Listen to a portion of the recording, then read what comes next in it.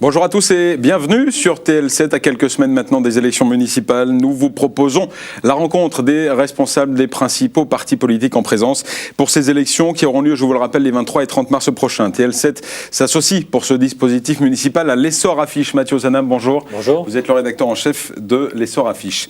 Nous recevons Sophie Robert, conseillère régionale Rhône-Alpes, secrétaire départementale de la Fédération Loire du Front National. Sophie Robert, bonjour. Bonjour. Bienvenue, merci d'avoir accepté notre invitation. Quelles sont les ambitions pour le Front National pour ces municipales 2014 dans le département de la Loire? Alors on a de grandes ambitions puisque effectivement aux dernières municipales nous n'avions pas présenté de liste et aujourd'hui nous avons quasiment bouclé 8 listes dans le département pour les villes de plus de 3500 habitants et puis de nombreuses listes qui ne sont pas étiquetées dans les petits villages qui sont des listes d'intérêt communal et beaucoup d'adhérents qui s'impliquent soit dans des listes déjà constituées soit qui en montent dans ces petits villages. Alors qu'est-ce qui a changé depuis 2008 pour qu'aujourd'hui vous arriviez à proposer des candidats sur toutes ces communes? Eh bien, effectivement, on a beaucoup plus de gens qui viennent à nous. Le Front National est en essor depuis quelques années, notamment avec l'effet Marine Le Pen, mais aussi par le travail et le dynamisme des gens qui constituent le bureau de la Fédération de la Loire. J'ai une équipe autour de moi très compétente et nous avons installé petit à petit une implantation locale dans tout le département de la Loire et du coup, effectivement, on arrive à présenter des listes dans plusieurs villes importante de la Loire. Alors vous aviez un objectif pour l'instant où il n'est pas complètement atteint parce qu'il y a des villes importantes de la Loire où vous n'avez pas encore désigné de candidats. On peut citer Firminy, Rive-de-Gier, Saint-Just-Saint-Ambert, Montbrison, Andrézieux. Là c'est encore en discussion, vous allez aboutir à quelque chose ? Tout à fait, c'est des discussions et du travail qui ne se voit pas forcément, mais effectivement nous sommes à la rencontre des commerçants. Nous essayons de constituer des équipes sur ces villes-là qui sont aussi très importantes dans la Loire. Nous aimerions vraiment pouvoir présenter des listes parce que nous sommes attendus, les Français et les Ligériens attendent d'avoir des listes Front National. Vous savez que un sondage récent a porté à 42% les Français qui étaient prêts à voter pour des listes Front National quand il y en avait. Donc nous ne voulons pas décevoir ces gens-là.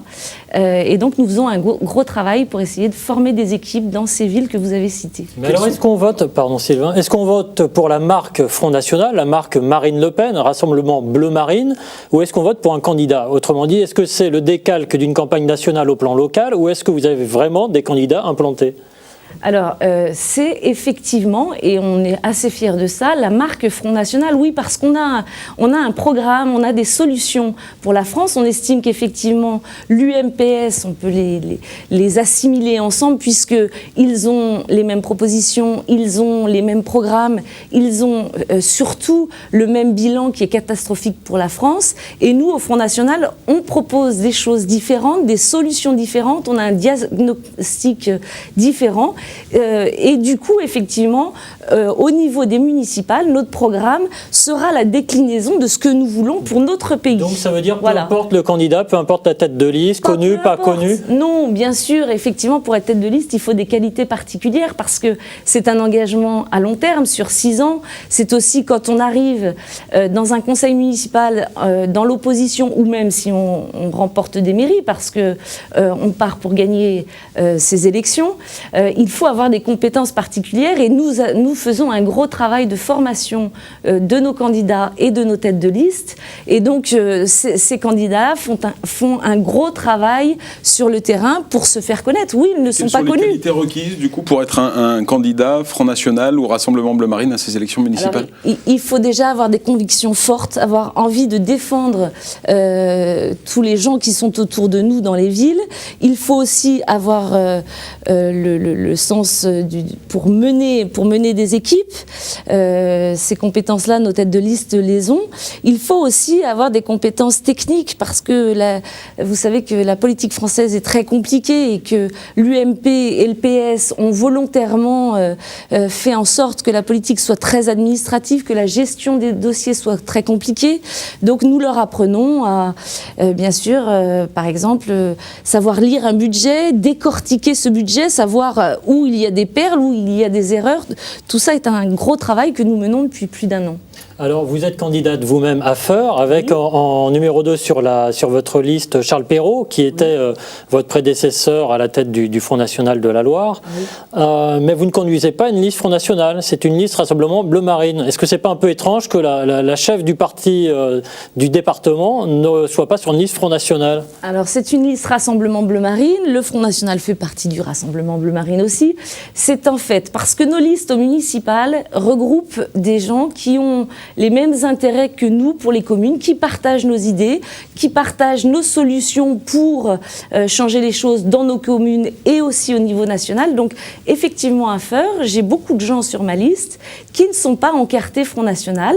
Elle est ouverte à toutes les bonnes volontés qui veulent sortir un peu de ces vieilles politiques UMPS. Je pense qu'il y a besoin d'un renouveau de la politique ligérienne. Nos politiques sont usés, fatigués. On voit bien qu'ils ne se battent plus dans les municipalités. Quels sont vos projets pour les municipalités dans la Loire? Quelles sont les attentes des Ligériens d'après vous et qu'est-ce que vous répondez à ces attentes? Alors, les attentes sont très fortes et on fera en sorte d'être à la hauteur, et c'est pour ça que je vous parlais de cette formation.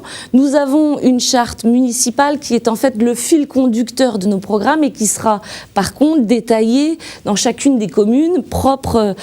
Chaque commune a ses propres problèmes. C'est vrai que problématiques quand même globales, bien sûr que si. Il y a bien sûr la fiscalité.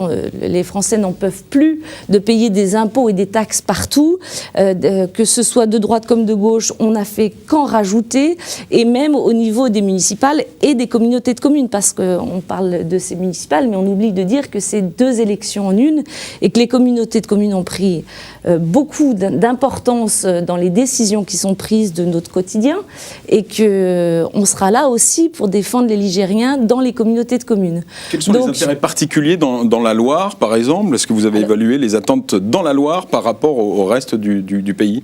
Les attentes sont les mêmes un petit peu partout en France. Les attentes sont d'abord de pouvoir être en sécurité là où on habite, pouvoir se promener en sécurité, ce qui n'est pas le cas dans la plupart des grandes villes de la Loire. Et puis, je pense que pour ces élections municipales, les gens attendent une équité des politiques quand ils votent les subventions, que certaines associations communautaristes ne soient pas mises en avant parce que les Français en ont marre, que certaines personnes aient plus d'avantages qu'eux qui travaillent régulièrement. Et on le voit aussi dans les petites communes. Bon, je vais vous parler de Feurs, qui effectivement est une commune plutôt tranquille, mais on voit bien qu'il y a des décisions prises, notamment par la préfète. Je vous prends juste un exemple, qui va implanter des clandestins dans plusieurs villages alentours. On le voit à Saint-Clément-les-Places, qui est dans le Rhône, mais qui est à la limite. Des clandestins, vous voulez dire des personnes qui sont en attente que leur dossier soit examiné? Des sans-papiers qui sont hébergés dans des maisons de retraite ou des endroits qui sont libres et qui sont hébergés à nos frais. Et ça choque beaucoup les Ligériens. Et je vous parlais de Feurs et je vous disais que oui, ça a des conséquences. Il y a Bouin, où effectivement il va y avoir aussi une centaine de personnes. Ces gens sont hébergés gratuitement, logés, nourris. Et là, on s'aperçoit que l'hôpital de Feurs, qui a un service des urgences qui est déjà archi plein, est débordé parce que tous les jours, ce sont ces gens de Saint-Clément-les-Places qu'on amène avec un interprète, etc. Des gens qui n'ont jamais cotisé, qui n'ont jamais rien payé et qui passent avant nos personnes âgées qui n'ont plus de lit disponible à Feurs. Donc vous voyez que la sécurité, l'immigration sont des choses qui touchent aussi notre vie dans les communes et qui seront importantes pour ces municipales. Ça va être l'un des principaux axes de votre campagne? La sécurité, oui, parce que Saint-Étienne, Saint-Chamond sont des villes où on n'est pas en sécurité. Et je pense que ça fait des années qu'on alerte au niveau national en disant qu'il y a quand même un problème d'immigration qui aboutit aussi sur de la sécurité. Saint-Étienne et Saint-Chamond sont l'exemple parfait. Roanne aussi, on n'est pas à l'aise quand on se promène à Saint-Étienne. Il faut dire les choses comme elles sont réellement. Et quels sont vos objectifs à Saint-Étienne? Ça beaucoup. À Saint-Étienne, par exemple, la préfecture, quels sont les objectifs du Front National aujourd'hui de Gabriel Depercave? Alors, je pense que Gabriel Depercave arrivera effectivement en tête au premier tour, qu'il est très attendu par tous les habitants de Saint-Étienne parce que les Stéphanois n'en peuvent plus d'avoir une ville sale, une ville dégradée, une ville où on ne peut pas se promener sans être agressé. Mais c'est le cas aussi dans les petites villes. C'est pas un peu noircir le tableau, ça, Sophie Robert? Non, c'est pas noircir. C'est juste la réalité, le quotidien des Stéphanois tous les jours. Alors, on imagine des triangulaires, pourquoi pas, au second tour. Quelle sera, on aura le temps d'en reparler évidemment, mais quelle pourrait être la stratégie du Front National au second tour? Est-ce qu'on va négocier des alliances dans les communes où le Front National se maintiendra?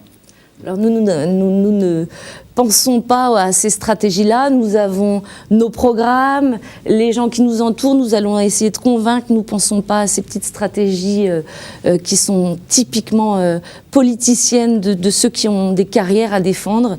Nous partons pour gagner. Et si des gens veulent nous rejoindre sur nos idées, sur nos programmes, très bien, nous les accueillerons les bras ouverts parce qu'effectivement, nous sommes l'alternative à ces politiques qui effectivement travaillent pour leur plan de carrière, alors que nous travaillons pour des convictions parce que nous sommes proches des gens. Et donc, si des gens veulent nous rejoindre, très bien. Mais nous n'irons pas faire des alliances avec les patrons des grandes formations politiques de la Loire. Les enquêtes d'opinion annoncent effectivement un vote Front National qui serait assez élevé. À quoi ça sert d'avoir des scores élevés, même en arrivant au premier tour, si ensuite il n'y a pas d'alliance et qu'on ne peut pas être dans l'exécutif d'une ville? En 2001, à Saint-Étienne, il y avait déjà des représentants du Front National au conseil municipal. Alors ça sert beaucoup. Et les Ligériens nous attendent. Ça sert beaucoup parce que cette élection est une des rares élections où il y a un tout petit peu de proportionnel.